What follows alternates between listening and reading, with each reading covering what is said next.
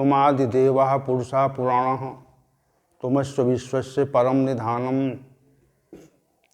वेत्तासि वेद्यम च परम च धाम त्वया ततं विश्वमनंत रूप वायुरम अग्निवर्णा शशांकः प्रजापतिस्त्वं प्रपितामहस्य नमो नमस्तेस्तु सहस्रकृत्वा पुनश्च भूयोऽपि नमो नमस्ते वसुदेवसुतं देवं कंसचाणूरमर्दनं देवकी परमानंदम श्रीकृष्णं वंदे जगद्गुरुं श्रीकृष्णं वंदे जगद्गुरुं। भगवद गीता के इस विशेष सत्र में उपस्थित सभी महानुभावों को भगवान श्री गोविंद की ओर से आशीर्वाद और मेरी ओर से सभी को अभिवादन।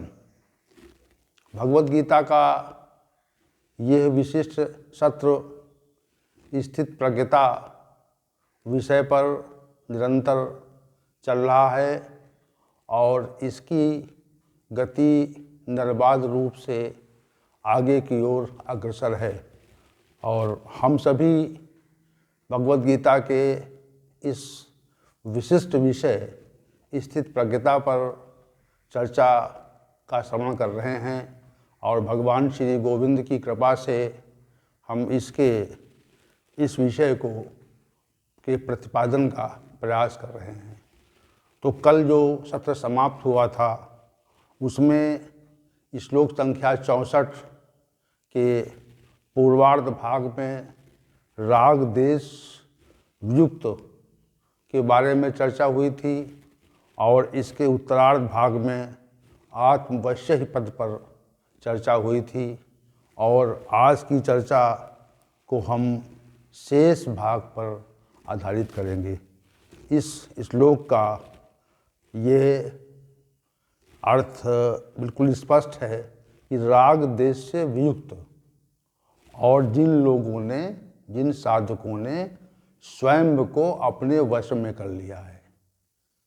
हम सभी राग देश में अपना जीवन समाप्त कर देते हैं और राग और द्वेष के चक्र में फंसकर हम जीवन भर अनेक प्रकार की चेष्टाएं किया करते हैं जिनसे राग अर्थात स्नेह होता है, उनके साथ संलग्न रहना चाहते हैं, उनसे संयोग चाहते हैं और जिनसे हमारी प्रतिकूलता होती है उनके प्रति द्वेष का भाव रहता है, उनका वियोग चाहते हैं। परंतु श्री भगवान कह रहे हैं राग और द्वेष दोनों से जो वियुक्त हो चुका है और आत्मवश्य ही जिसने स्वयं को जीत लिया है, स्वयं को वश में कर लिया है। हम सभी संसार के वश में कार्य करते हैं, हमारे साथ जो संलग्न लोग हैं उनके हित के लिए, उनके कल्याण के लिए हम कार्य करते हैं और ये प्रयास करते हैं कि हमारे साथ में जो व्यक्ति हैं वे सुखी रहें और उनके सुख के लिए हम नाना प्रकार की चेष्टाएं करते हैं। तो हम जो वश में हैं वो संसार के वश में है, स्वयं के वश में नहीं है। और तीसरा जो पद प्रयुक्त किया है विधेयात्मा। विधेयात्मा का अभिप्राय ये होता है कि जो अपने जिस साधक ने अपने अंतःकरण को अपने अधीन कर लिया है, अपने वश में कर लिया है, जिस साधक ने अपने अंतःकरण पर नियंत्रण कर लिया है। अंतःकरण के विषय में पहले भी चर्चा हुई थी। अंतःकरण के 3 भाग हैं, मन, बुद्धि और अहंकार। यहाँ पर मन बुद्धि का विषय है और अहंकार का विषय भी प्रतीत होता है। तो मन पर और बुद्धि पर और अहंकार पर जिन साधकों ने नियंत्रण कर लिया है उन्हें श्री भगवान विधेयात्मा कहते हैं। अब मन को पहले समझें, फिर बुद्धि को समझें और फिर अहंकार को समझें, अंतःकरण को। विध्यात्मा माने जो जिन साधकों ने अपने अंतःकरण को वश में कर लिया है, अधीन कर लिया है अपने, ऐसे साधक। तो पहले हम मन की ओर चलते हैं। हम सभी साधकों को ये विचार करना चाहिए कि हमारा मन किन विषयों के बारे में संलग्न रहता है, यानी हमारे विचार के विषय क्या हैं, किस विषय में हम विचार करते हैं। तो प्रातः जागने के उपरांत और रात्रि सोने तक हम जिन विषयों के बारे में विचार करते हैं, उन पर हमें स्वयं का निरीक्षण करना चाहिए, उन पे हमें आत्मनिरीक्षण करना चाहिए कि हम किन विषयों के बारे में विचार करते हैं। तो जो विषय हैं वे संसार से ही संबंधित हैं होंगे। प्रातः जागने के उपरांत और रात्रि सोने के पहले जो जागृत अवस्था हमारी है, तो उस जागृत अवस्था में हम किन विषयों के बारे में विचार करते हैं, ये विचार करें। तो जो विषय हमारे मन में, हमारी विचार शक्ति में आते हैं, तो उन विषयों को हटाकर परमात्मा के स्वरूप का, उसके कार्य का, उसके प्रभाव का, उसके गुण आदि का, उसके महात्म्य का विचार मन में चलना आरंभ हो। ये क्रिया धीरे धीरे शनि शनि प्रयास से होती है। जैसे मन में जो विषय चल रहे हैं, अब आप ये देखें कि कौन से विषय हमारे मन में चल रहे हैं। तो जो विषय चल रहे हैं, तो उन विषयों में हमारी संलग्नता क्यों है, और हम उन विषयों से संलग्न क्यों हैं, वे विषय बार बार हमारे विचार में क्यों आ रहे हैं। और यदि आ रहे हैं तो उनके स्थान पर उनको हटाकर या उनको परिवर्तित करके, उनको घुमाकर हम अपने विचारों को परमात्मा के स्वरूप की ओर ले जाएं। और जब तक ये क्रिया नहीं होगी, जैसे प्रातः बहुत से साधक ध्यान में बैठते हैं, तो ध्यान काल में संसार के विचारों को समाप्त करके परमात्मिक विचारों को लाने का प्रयास, इसी का नाम ध्यान है। संसार के विचार हटें और परमात्मा के संबंध के विचार मन में आए, इसी को हम ध्यान कहते हैं। तो प्रातः का जो ध्यान में बैठने का जो कार्य है, वो अनेक साधक करते हैं। और जो साधक करते हैं, तो ध्यान के काल में कितने समय तक हम संसार के विचारों से संलग्न रहे और कितने काल तक परमात्मा के साथ संलग्न रहे, तो हम ये देखेंगे कि हमारी संलग्नता स्वतः ही संसार की ओर उन्मुख हो जाती है। यानी हमारा मन स्वतः ही सांसारिक विचारों की ओर पहुंचता है, उन्मुख हो जाता है। तो फिर साधक वहाँ से मन निकाल करके और परमात्मिक विचारों की ओर मोड़ता है। तो ये क्रिया चला करती है। मन संसार की ओर भागता है और साधक उसे हवा से निकाल करके परमात्मा की ओर मोड़ता है। तो ये क्रिया निरंतर चलती रहती है। अब इसे आप 1 घंटे का ध्यान करते हैं, तो 1 घंटे के ध्यान में कितने समय तक हम संसार से संलग्न रहे और कितने समय तक हम परमात्मा से संलग्न रहे, यह बात एक साधक जान सकता है। सहजतापूर्वक इस तथ्य को हम जान सकते हैं। तो जितने समय तक हम परमात्मा के साथ संलग्न रहे, जिस काल तक, तो वो तो ध्यान का सकारात्मक काल रहा। और जितने समय तक हम संसार से संलग्न रहे, ध्यान की अवस्था में बैठने पर भी संसार से संलग्नता रही, तो उस संलग्नता के कारण हमारा जो ध्यान का कार्य रहा वो बाधित रहा। इसलिए जो ध्यान की अवस्था है, ध्यान काल की बात हो गई, शेष समय भी जागृत अवस्था में अधिकांश अवधि हमारी संसार के विषयों के विचार के बारे में रहती है। संसार के विषयों का हम विचार करते रहते हैं। ये है सबसे, एक साधक के लिए सबसे निकृष्ट बात है। जहाँ चर्चा हो वहाँ परमात्मिक विषयों की चर्चा होनी चाहिए।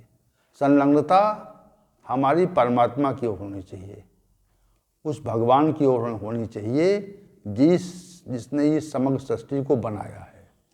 तो जागृत अवस्था में हम जितना अधिक से अधिक कर सकें तो संसार के विचारों को से मुक्त होने का प्रयास करें। संसार में जो कुछ भी प्रतीत हो रहा है, जिससे हम संलग्न है, जो हमारे साथ में है, जो हमारे संयोग में है, जो हमारे साथ नित्य निरंतर रहता है, तो उन सभी की ओर हम दृष्टि भी डालें और उनके बारे में विचार भी करें, उनसे व्यवहार भी करें, लेकिन जो आंतरिक दृष्टि है वो परमात्मा की ओर होनी चाहिए। व्यवहार तो जगत का हो और विचार परमात्मा का हो। व्यवहारिक जगत में हम कार्य करें, लेकिन उसको अपनी स्मृति में रखें, उसको अपने स्मरण में रखें, और हो सके तो नाम जप का आश्रय लें। तो ये मन की बात हो गई। मन के बारे में विधेयात्मा पद के विषय में चर्चा हो रही, जिसे श्री भगवान ने कहा विधेयात्मा। तो विधेयात्मा कौन है? जो संसार की संलग्नता को छोड़कर परमात्मा की ओर उन्मुख हो गया है और उसका अधिक विचार परमात्मा के संबंध में है।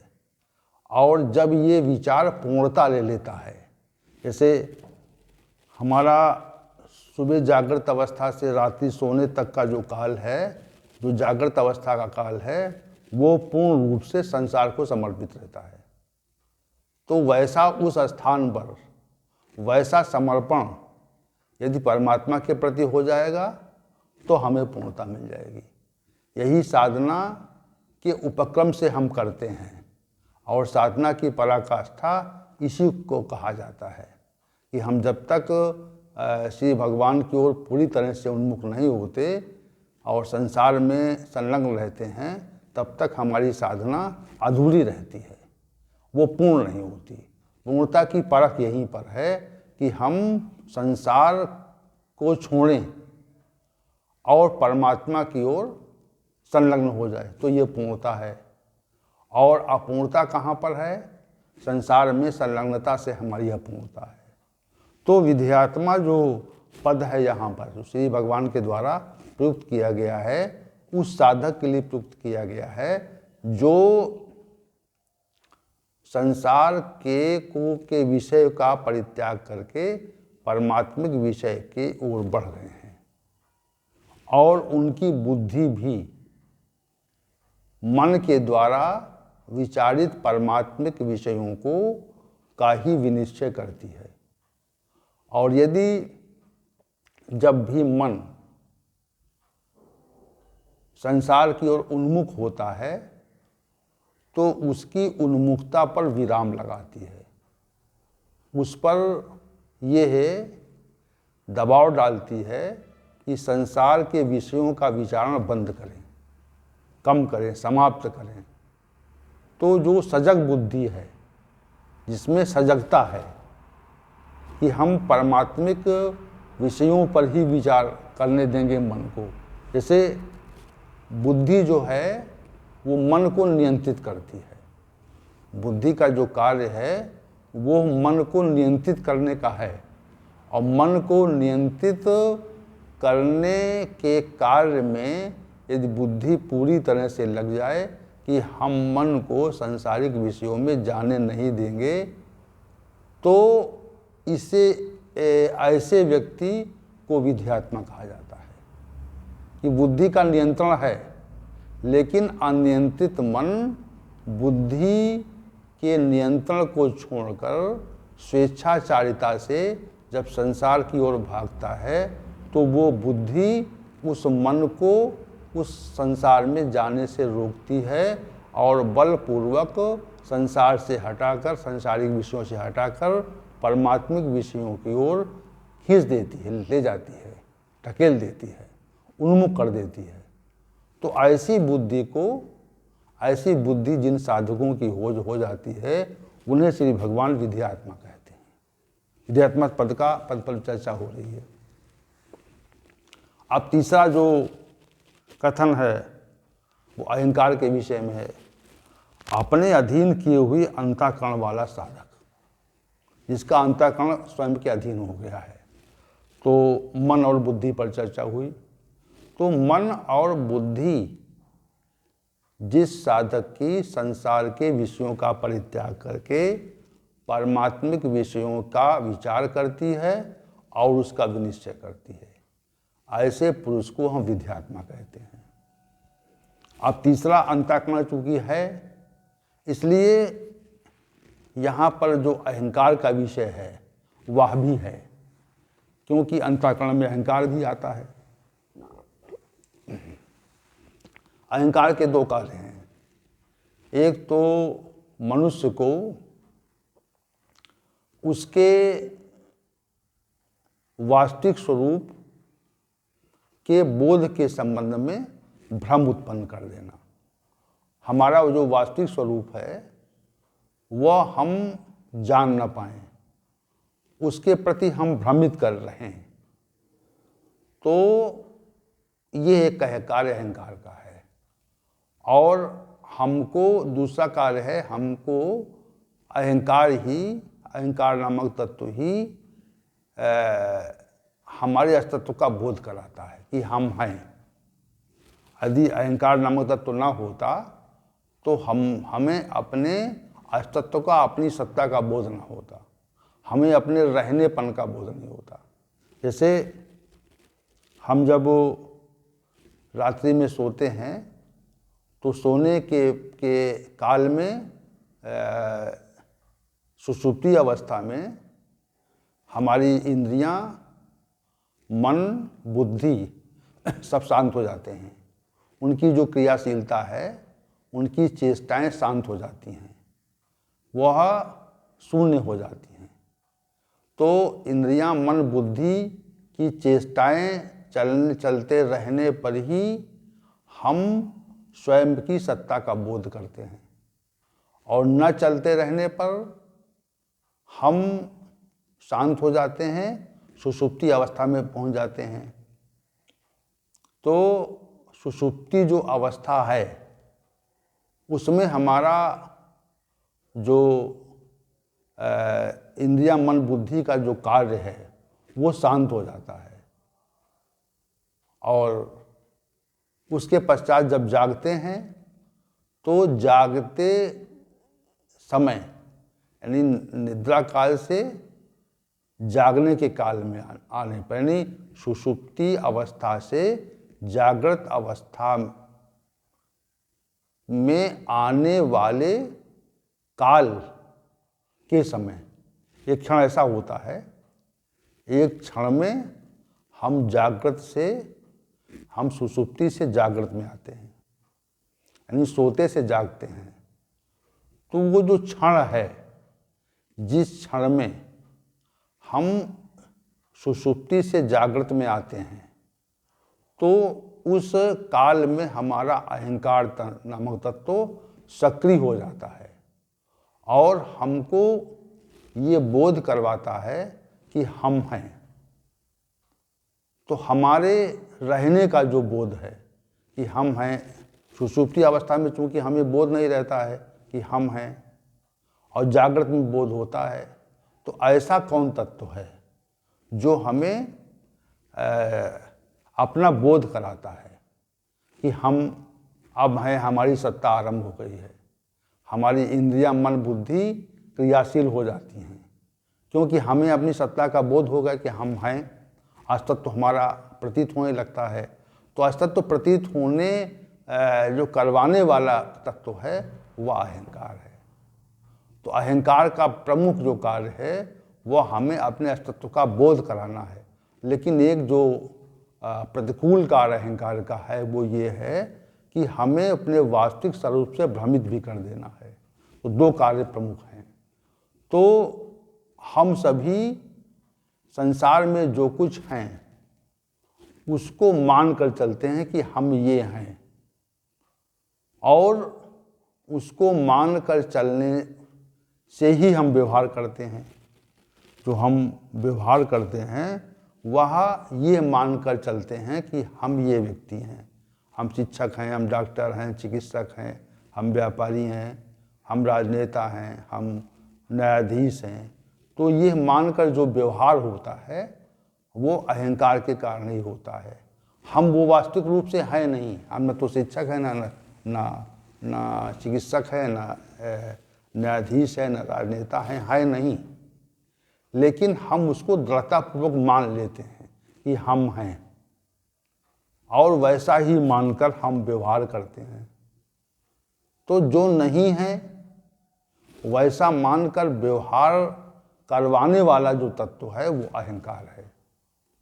तो अहंकार के कारण ही हम भ्रमित होते हैं, तभी हम अपने स्वस्वरूप के बोध से बोध नहीं कर पाते हैं, उसके बोध से विमुख रहते हैं।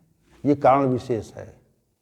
यदि हम ये बात जान जाएं कि हम जो संसार में प्रतीत हो रहे हैं वो नहीं हैं, संसार में जो लग रहे हैं वो नहीं हैं, तो संसार में जो हम लग रहे हैं वह नहीं है तो कौन है? तो वह चेतन तत्व है जिसके द्वारा ये समग्र शरीर क्रियाशील है और उसकी क्रियाशीलता से हमारे समस्त कार्य हो रहे हैं।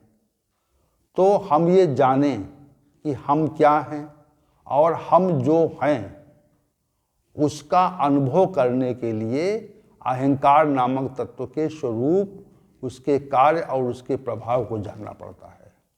जब तक हम अहंकार नामक तत्व के स्वरूप, कार्य और प्रभाव को नहीं जान पाते तब तक हम अपने स्वस्वरूप में उपस्थित नहीं हो पाते। जैसे हम जो प्रतीत होते हैं वह नहीं है, तो हम जो प्रतीत होते हैं वह नहीं है तो कौन है? तो जो कौन की खोज है ये अध्यात्म का कार्य है। अध्यात्म का जो कार्य है वो कौन है इसकी खोज है। और आध्यात्मिक जगत में जो खोज होती है कि हम कौन हैं, तो ये खोज करने के लिए ही अनेक प्रकार के शास्त्रों की रचना हमारे मनीषियों ने की है। हम जो प्रतीत हो रहे हैं वह नहीं है, तो हम जो प्रतीत हो रहे हैं वह नहीं है तो कौन है? तो आप जो भी हैं, आप जो भी हैं, आपका वास्तविक स्वरूप जैसा है, जो भी है, जितना है, उसको जानने के लिए ही आध्यात्मिक विषयों की रचना हुई है, शास्त्रों की रचना हुई है। और इस दिशा में भारतीय मनीषियों ने बहुत कार्य किया है। अहंकार नामक तत्व से ही हम अपने स्वस्वरूप के बोध से विमुख रहते हैं, उधर हमारी उन्मुखता नहीं रह पाती और हम जो संसार में होते हैं उसी को प्रकट करके नाना प्रकार की चेष्टाएं करते रहते हैं। तो जो नाना प्रकार की जो चेष्टाएं हमारे संसार में होती हैं, उन चेष्टाओं और क्रियाशीलता का जो कारण है वो अहंकार ही है। अहंकार यदि हमारे शरीर में न रहे और हम उसके स्वरूप, प्रभाव और कार्य को जान जाएं तो ये समझिए कि हम उस अहंकार से निवृत्त हो सकते हैं, जिसके लिए श्री भगवान विधेयात्मा पद का प्रयोग कर रहे हैं। कि जिन लोगों का मन भी, अब देखिए यहाँ तीनों तत्व आ गए, अंतःकरण की बात हो रही थी तो तीनों तत्वों की बात हो गई यहाँ पे, मन की भी, बुद्धि की भी और अहंकार की भी। तो मन, बुद्धि और अहंकार, जिन साधकों ने अपने मन, बुद्धि और अहंकार पर नियंत्रण कर लिया है, ऐसे साधकों के लिए श्री भगवान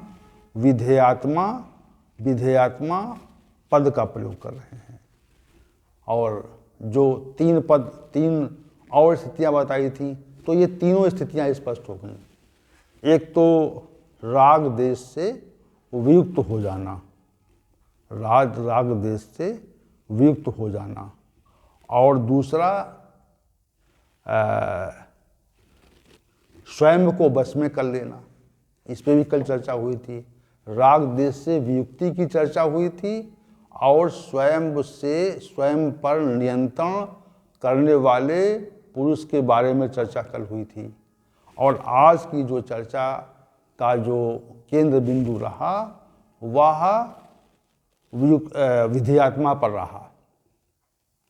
ऐसे पुरुष जिन लोगों ने स्वयं के मन को, बुद्धि को और अपने अहंकार को नियंत्रित कर लिया है, तो ऐसे पुरुष को श्री भगवान विधेयात्मा कहते हैं। तो तीन बातें हो गई इसमें। एक तो राग देश से वियुक्त पुरुष, दूसरा जिस साधक ने स्वयं को अपने वश में कर लिया है, संसार के वश से वो विमुक्त हो गया है, और तीसरा जिस साधक ने अपने अंतःकरण को, मन, बुद्धि, अहंकार को भी अपने अधीन कर लिया है। तो ऐसा साधक अब क्या करता है, इस तथ्य की चर्चा इस श्लोक के शेष भाग में की गई है। कैसा साधक क्या करता है, इस श्लोक की चर्चा, इस तथ्य पे चर्चा जो है वो शेष भाग में है। तो विषयान इंद्रियश्चरण और प्रसादम धिगच्छति, राग देश वियुक्तस्तु आत्मवश्य विधेयात्मा, इस पे चर्चा हुई। इस श्लोक के पूर्वार्ध भाग के राग देश वियुक्त पे चर्चा हुई और इसके जो उत्तरार्ध भाग में आत्मवश्य विधेयात्मा पर चर्चा हुई। तो इन तथ्यों पर चर्चा हो गई। अब शेष चर्चा जो बची है वो विषयान इंद्रियश्चरण और प्रसादम धिगच्छति पे आधारित होगी। और यहाँ पर एक चीज़ और कहना चाहेंगे कि अंतःकरण चतुष्ट में चित्त का भी वर्णन आता है।